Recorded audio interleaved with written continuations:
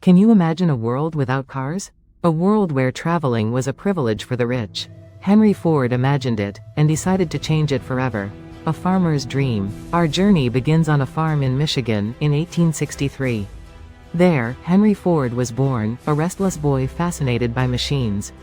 He didn't like the countryside, he preferred disassembling clocks and fixing tools. He saw a future where technology would make people's lives easier, and he wanted to be part of that revolution.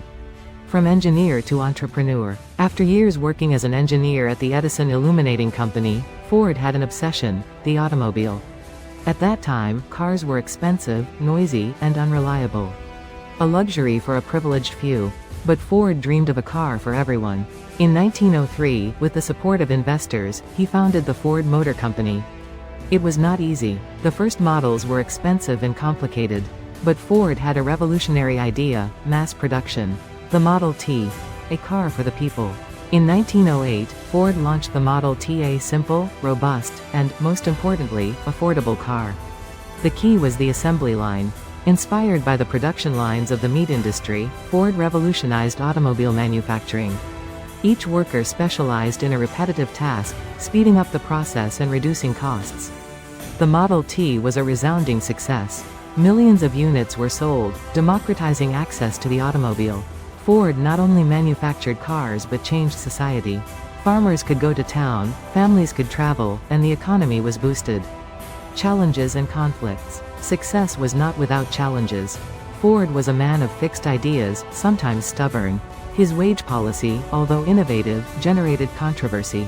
He paid his workers a relatively high salary, not out of altruism, but so they could buy their own cars. A masterstroke that boosted sales even further. He also had conflicts with unions. Ford opposed labor organization, believing in corporate paternalism. However, social pressure and strikes eventually forced him to give in. Constant innovation. Despite the obstacles, Ford continued to innovate. He introduced new models, improved the efficiency of his factories, and expanded his presence worldwide. He became a symbol of American capitalism, admired and criticized in equal measure. The myth of anti-Semitism. But Ford's story also has a dark side. He was accused of anti-Semitism for publishing The International Jew, a series of articles that promoted conspiracy theories about Jewish control of the world economy. Although he later retracted and apologized, the stain remained on his legacy. This is perhaps the most controversial myth associated with the Ford brand. A reminder that even great visionaries can make serious mistakes. Ford today, a legacy in motion. Today, Ford remains one of the world's leading automobile brands.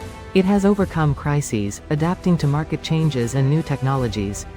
From electric cars to autonomous vehicles, Ford continues to seek new ways to innovate and put the world on wheels. The legacy of a dream. Henry Ford didn't just build cars, he built a dream. The dream of a more connected, more accessible, freer world. A dream that, although imperfect, continues to inspire millions of people around the world. Because sometimes, behind a simple logo, there is a whole story that few know.